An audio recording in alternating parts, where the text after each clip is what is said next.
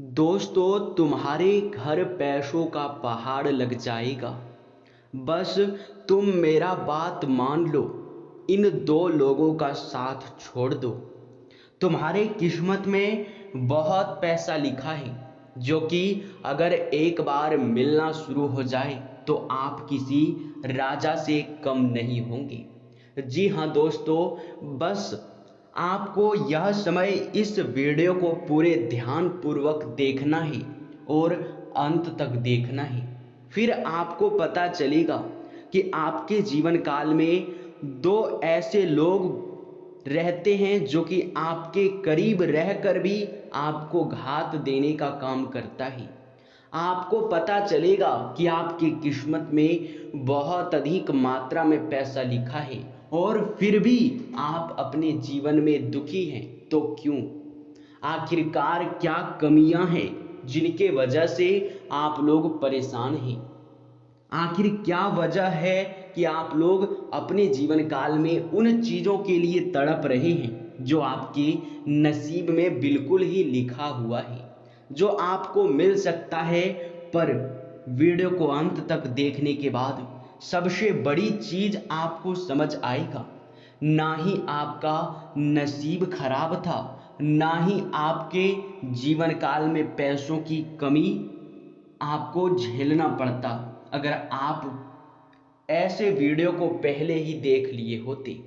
कहने का सीधा अर्थ हमारा यह निकल रहा है कि दोस्तों, तुम्हारे नसीब में पैसा बहुत अधिक मात्रा में लिखा है। दुख और तकलीफ नहीं लिखा है, लेकिन फिर भी आप अपने हाथों से दुख और तकलीफ को बटोर रहे हो।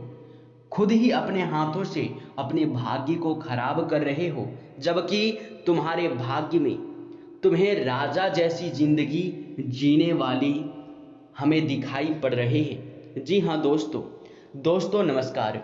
आप सभी का हमारे इस YouTube चैनल में एक बार फिर से स्वागत है।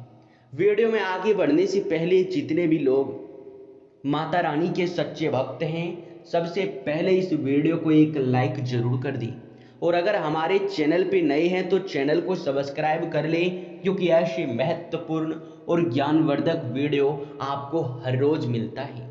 दोस्तों, आप सभी के जानकारी के लिए यह भी बता दें, आपके मन में कुछ सवाल यश में उठ रहे होंगे, जिन सवालों के जवाब आपको इस वीडियो में मिलेगा। पहला तो ये कि आखिर जब हमारे नसीब में दुख नहीं लिखा है तो हम दुख बटोर क्यों रहे हैं और कैसे बटोर रहे हैं, किन गलतियों की वजह से बटोर रहे हैं। तो इस सवाल के जवाब आपको वीडियो में मिल जाएगा। दूसरा ये कि वे दो लोग कौन हैं जो हमारे जीवन में रहकर हमें घात पहुंचा रहे हैं। और तीसरा ये कि आखिर अब क्या किया जाए जिनसे आपके जीवन में जो दुख है, तकलीफ है, पैसों की कमी है, उसे खत्म किया जा सके। तो इनका भी आपको हम तोड़ बताने वाले हैं। तो अगर पूरी तरह से देखा जाए तो यह वीडियो बड़ा ही महत्वपूर्ण और खास रहने वाला है। इसे आज बिल्कुल भी मजाक में लेने की भूल मत करना, क्योंकि जो भी व्यक्ति इस वीडियो को आज बीच में ही छोड़कर चला जाएगा वो सबसे बड़ा मूर्ख भी होगा और सबसे बड़ा बदनसीब भी होगा, क्योंकि नसीब वालों को ऐसे वीडियो अंत तक देखने को मिलता है जो कि अपने जीवन काल के बारे में, अपनी कमियों के बारे में उन्हें पता चल सके।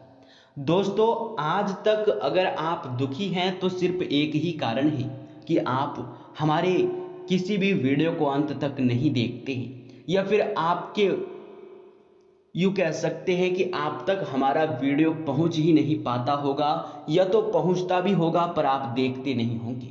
क्योंकि जबकि हम जो भी चीज़ आपको बताते हैं वो 100% सत्य होता है और वह आपके ग्रह गोचर के आधार पर तैयार किया जाता है, जो कि बिल्कुल भी गलत साबित नहीं होता है। तो दोस्तों, अब जो आपके मन में सवाल उठ रहे थे उनका जवाब मिलने वाला है। सबसे पहला, आखिरकार हमारे जीवन में इतना दुख और तकलीफ क्यों है? क्यों जब हमारे नसीब में बहुत अधिक मात्रा में पैसा लिखा है तो हम फिर भी पैसों की कमी क्यों झेल रहे हैं? तो इनके पीछे 3 गलतियां हैं। 3 से अधिक भी हो सकता है, पर आप लोग गिनती कर लीजिएगा। हम एक एक पोल अब खोलने जा रहे हैं। सबसे पहला कि आखिरकार आप अपने जीवन काल में लोगों का इतना भला करने के बारे में क्यों सोचते हैं। अब आपके मन में ये भी सवाल उठ रहा होगा कि आखिर गुरुजी भला करना तो अच्छी बात है, फिर आप ऐसे क्यों बोल रहे हैं। तो हम ये नहीं कहते हैं कि आप लोग भला क्यों करते हैं, बल्कि हम यह कह रहे हैं कि आप लोग उन लोगों का भला क्यों करते हैं जो आपका भला नहीं करना चाहते। आप उन लोगों का भला क्यों करते हैं जिनका भरोसा भगवान के ऊपर नहीं होता है। आप उनका भला क्यों करते हैं जो कि बहुत पापी स्वभाव के इंसान होते हैं। देखिए, अगर सीधे तरीके से आपको समझाने का प्रयास करें तो आप जाने अनजाने में आकर उन लोगों का मदद कर दिए हैं जिन लोगों को भगवान खुद ही सजा देना चाहते थे। यानी कि उनके पाप का घड़ा भर चुका था और उनका उन्हें फल मिल रहा था, लेकिन बीच में ही आप उनका मदद करके उनके दुखों को मिटाने का प्रयास किए और अपने ही दुखों को आप बढ़ा लिए। तो ऐसे में आपको कैसे पता चलेगा कि कौन व्यक्ति पापी है, कौन व्यक्ति अपने जीवन काल में अच्छे कर्म करते हैं, किनका आपको मदद करना चाहिए, किनका नहीं करना चाहिए। तो सिंपल सी बात है, आप उन लोगों का मदद ना करें जो आप जैसे व्यक्ति हैं। मान लो कि आपके आस पड़ोस के लोग हैं जो कि कभी कभार मुसीबत में पड़ जाते हैं, तो उस समय आपके सामने आकर वह हाथ फैलाता है, मदद मांगता है। तो ऐसे में आप यह सोच कर देखिएगा कि आखिर उनके साथ ऐसा क्यों हो रहा है। आखिर क्या वजह है कि वे अपने जीवन में दुख तकलीफ झेल रहे हैं, फिर भी देवी देवता उनकी मदद नहीं कर रहे। कहने का सीधा अर्थ ये है कि उन्होंने अवश्य ही पाप किया होगा, तभी उन्हें इतना अधिक दुख और तकलीफ झेलने को मिल रहा होगा। तो आप लोग उन लोगों का मदद बिल्कुल मत करना जो आपके आस पड़ोस के हैं, बल्कि आप लोग भिखारियों का मदद करना जिनका आखिरी और पहला भरोसा भगवान है, जिनके पास रहने के लिए ना घर है, ना खाने के लिए कोई भी वस्तु, कोई भी चीज़। तो आप लोग उन लोगों का मदद करेंगे तो भगवान आपके ऊपर प्रसन्न होंगे। और अगर गलती से आप उन लोगों का मदद कर देंगे जो कि पापी स्वभाव के हैं, जिससे भगवान खुद ही दुख देना चाहते हैं, तो ऐसे में आप भी दुख को बटोर सकते हैं। तो इस बात का ज़्यादातर ध्यान रखना आपके लिए बहुत ज़्यादा आवश्यक है। तो अगली बात और अगला गलती, संध्या के समय घर से पैसे बाहर ना करें।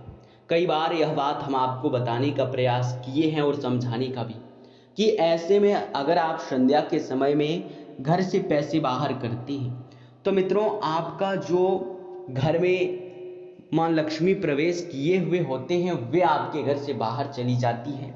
आपके घर से यूँ कह सकते हैं सकारात्मक शक्ति, एक दिव्य शक्ति चला जाता है और आपके घर में नकारात्मकता बढ़ने लगता है, धन हानि के अधिक संभावनाएं बनने लगती हैं। तो मित्रों, इस बात का ध्यान रखना आपके लिए बहुत ज़्यादा आवश्यक है कि संध्या के समय में ना तो घर में झाड़ू मारना चाहिए, ना ही घर से पैसे बाहर करना चाहिए। और अगला बात यह है कि आप लोग किसी भी प्रकार से कहीं भी किसी भिखारी को नज़रअंदाज करने की भूल मत करना। कई बार ऐसा हम देखते हैं कि कोई भी व्यक्ति अगर सामने से जा रहा होता है या फिर उनके घर के सामने कोई भिखारी पागल व्यक्ति आ जाता है तो पागल समझकर उसे डांट कर भगा देते हैं या फिर कुछ भी नहीं देते हैं, उसे नज़रअंदाज कर देते हैं, जबकि उनका आपको मदद करना चाहिए, क्योंकि कई बार देवी देवता भी आपकी परीक्षा लेने के लिए उस रूप में चले आते हैं। तो ध्यान रहे इस बात का, आप लोग ज़्यादातर अगर अपने ध्यान में रखेंगे तो आपके लिए और भी अच्छा रहने वाला है। अब जो दूसरा आपका सवाल था कि वे 2 लोग कौन हैं जो आपके पीठ पीछे आपकी चुगली भी करते हैं, आपके जीवन काल में रहकर आपका ही नुकसान करते हैं। देखिए, कई लोग ऐसे होते हैं जो कि आपके तरक्की को देखकर सहन बिल्कुल भी नहीं कर पाते हैं, और कुछ लोग ऐसे भी होते हैं जो कि आपको आगे बढ़ता हुआ देखकर आपको नीचे करने के लिए भरदम प्रयास करते हैं। कहते हैं कि जहां लोग आगे बढ़ने का प्रयास करते हैं वहीं बहुत सारे लोग उसे पीछे खींचने के लिए प्रयास भी करते हैं, पर जब वह आगे बढ़ जाते हैं तो फिर उनका प्रयास असफल हो जाता है। तो यश में बस उन लोगों से आपको बचकर रहना है जो आपके पीठ पीछे आपकी बुराई करता हो। तो आपको कैसे पता चलेगा कि कौन आपके पीठ पीछे बुराई कर रहा है? आप एक चीज ध्यान में रखिएगा कि जो व्यक्ति दूसरों की बुराई आपके सामने करता हो वो आपकी बुराई भी दूसरों के सामने कर सकता है। जो दूसरों को बर्बाद करने के बारे में प्लानिंग आपको सुनाता हो वो आपको भी बर्बाद करने के लिए किसी और के पास प्लानिंग कर सकता है। वो कहते हैं भरोसा बिल्कुल भी नहीं है। तो ऐसे में आप लोग उन लोगों से बचकर रहें जो आपके साथ ज़्यादा घुल मिलकर रहने का प्रयास करते हैं, जो आपके गुप्त राज जानना चाहते हैं, दूसरों की बुराई आपके सामने करते हैं। तो ध्यान रहे इस बात का। अब आप लोगों को जो सबसे बड़ी बात है वो भी आपको हम बता दें। यह समय आपके नसीब में बहुत अधिक मात्रा में पैसा लिखा है, पर घर में कुछ अपवित्र चीज होने की वजह से, घर में कुछ आपके कलह कलेश होने की वजह से भी आपके घर में दिव्य शक्ति वास नहीं कर पा रहे हैं। नकारात्मक शक्ति फैल चुका है जो घर में कलह कलेश उत्पन्न करता है और घर में धन हानि को रोक रहा है। तो ऐसे में वह क्या वस्तुएं हैं जो आपके घर में पड़ा हुआ है? पहला, कूड़ा कचरा घर में बिल्कुल भी मत रखना। कूड़ा कचरा रखने से घर में नकारात्मक शक्ति भी फैलता है और घर में धन हानि के योग भी बनने लगते हैं। दूसरा, मकड़ी का जाल। मकड़ी का जाल अगर आपके घर में है तो उन्हें तुरंत ही साफ कर दो, क्योंकि ये नकारात्मकता का प्रतीक है और नकारात्मक शक्तियों को अपनी ओर खींचता है। तो और आप लोग अगर ऐसे में इन बातों का ध्यान नहीं रखते हैं तो सारा प्रभाव आपके नसीब पर होता है, सारा प्रभाव ग्रहों की दशा पर पड़ जाता है और फिर ग्रहों की दशा भी बिगड़ने लगता है। और इनसे भी बड़ी बात जो है वो ये है कि आप लोग अपने मुंह से गाली गलौज किसी को मत करना, क्योंकि अक्सर गाली गलौज करने से भाग्य खराब भी होता है, नसीब खराब होता है, ग्रहों की दशा बिगड़ता है, ग्रह दोष उत्पन्न होता है और न जाने तरह तरह की मुसीबतें जीवन में आने लगती हैं। और आपने देखा होगा कि यह गलती तो अक्सर हर एक व्यक्ति कर जाता है, पर आपको सबसे अलग रहना है, सबसे अलग आपको करना है। तो गाली गलौज बिल्कुल भी मत करना। इसके उपरांत ही अब चलिए जान लेते हैं कि आपके जीवन काल में पैसों का यशमय आगमन कैसे होगा। जो आपके नसीब में पैसा लिखा है वो आपको मिलना कैसे शुरू होगा। तो एक ऐसा उपाय अब हम आपको बताने जा रहे हैं जिसे आप लोग पूरे ध्यान से सुनना, पूरे ध्यान से करने का प्रयास करना। जरा सा भी अगर आप लोग इसमें लापरवाही करेंगे तो फिर उनका उल्टा प्रभाव भी आपके ऊपर पड़ सकता है। लेकिन वह जो मंत्र और उपाय है उसे अगर तुम कर लोगे तो निश्चित तौर पर देवी देवता आपके ऊपर प्रसन्न होंगे, क्योंकि वह एक ऐसा महाशक्तिशाली उपाय है जिसे करने के बाद बड़े से बड़े देवी देवता भी प्रसन्न हो जाते हैं। और सबसे खास बात और सबसे महत्वपूर्ण बात तो ये है कि उस मंत्र और उपाय के बारे में धीरे धीरे लोग भूलते जा रहे हैं, क्योंकि वह उपाय किसी को पता ही नहीं है। तो आपको हम बताने जा रहे हैं, पूरे ध्यान पूर्वक कीजिएगा। सबसे पहले आप लोग अपने घर के ईशान कोण का पता लगा लें। ईशान कोण का पता लगाने के लिए आप लोग सुबह जब सूर्य उगता है उससे पहले अपने घर के छत पर चले जाएं और वहां से देखें कि सूर्य किस दिशा से, किस स्थान से उग रहा है। उस जगह पर आपको अपने घर में चिन्ह डाल देना है और फिर घर में आप लोग उस स्थान पर एक मुट्ठी चावल, जो कि पूजा में इस्तेमाल किया जाता है, वो चावल आपको रख देना है और उसमें दुबड़ी घास भी रखना है। उसके ऊपर तांबा का एक लोटा रख देना है। तांबा का लोटा रखने के बाद उस लोटे में पीला सरसों आपको पूरी तरह से भर देना है और उस पीले सरसों के ऊपर ही आपको एक मिट्टी का दीपक रख देना है। मिट्टी का दीपक रखने के बाद उस मिट्टी के दीपक में छोटा सा बाती डाल दें और आप गाय का घी डाल दें, उस दीपक को आप जला दें। और ध्यान रहे यह उपाय आप लोग या तो सुबह कर सकते हैं या तो शाम कर सकते हैं।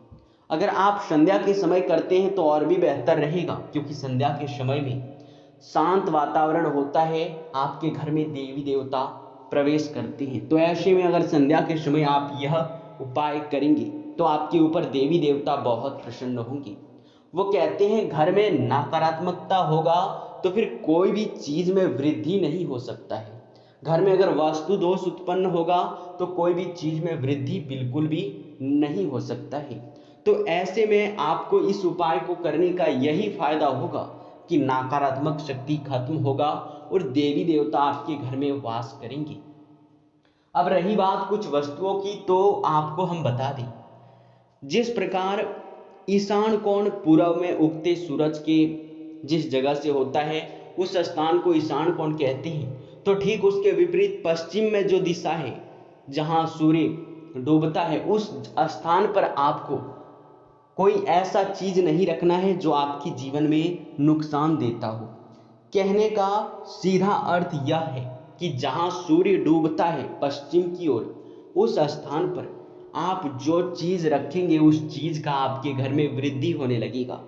अगर आप लोग उधर धन रखेंगे तो आपके घर में धन वृद्धि के योग बनेंगे। अगर आप लोग खाने पीने की वस्तु रखेंगे तो वो आपके घर में बढ़ने लगेगा। और अगर गलती से उधर आप लोग चप्पल जूते रख देंगे जो कि फटे हुए होते हैं, उन चीजों से आपके घर में नकारात्मकता बढ़ने लगेगा। और यही नहीं बल्कि अगर आप उस तरफ कुछ भी रखेंगे आप समझ लेना कि उस चीज में वृद्धि होना निश्चित है। तो इनका सहारा आप लेकर उसी स्थान पर अपने घर का तिजोरी बनवा सकते हैं, या फिर उसी स्थान पर आप लोग अपने घर में खाने पीने की वस्तुओं को रखवा सकते हैं। और ऐसा अगर करेंगे तो फिर बहुत बड़ी आपके जीवन में यूँ कह सकते हैं धन वृद्धि के योग बनेंगे। दोस्तों, जो भी उपाय हम आपको बताए हैं वो काफ़ी सरल उपाय है, परंतु कोई आपको बताता बिल्कुल भी नहीं है। इसलिए पूरे ध्यान से सुनना और समझने का भी प्रयास करना कि यह समय एक ऐसा उपाय आप लोगों को हम बता चुके हैं जो कि बहुत सरल उपाय है पर बहुत प्रभावशाली है। साथ ही आपको कुछ विशेष बातों का यह भी ध्यान रखना है कि आपके घर में किसी भी देवी देवता का फोटो गंदा नहीं होना चाहिए। किसी भी देवी देवता की मूर्ति के ऊपर धूल मिट्टी बिल्कुल भी नहीं होना चाहिए, साफ सुथरा होना चाहिए।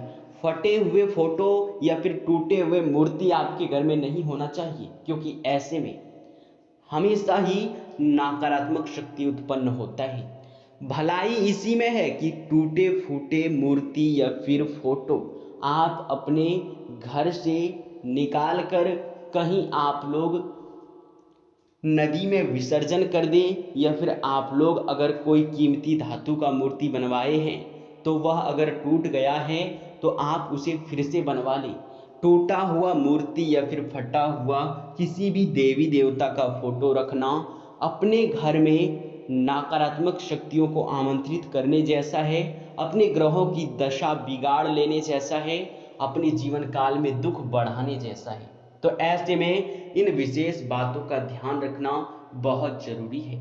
इसी के साथ इस वीडियो को यहीं पर समाप्त करते हैं। लेकिन अगर आप इस वीडियो को यहाँ तक देखे हैं तो वीडियो को लाइक करना बिल्कुल भी मत भूलना। और अगर ऐसे ही ज्ञानवर्धक वीडियो आप देखना चाहते हैं तो चैनल को सब्सक्राइब भी जरूर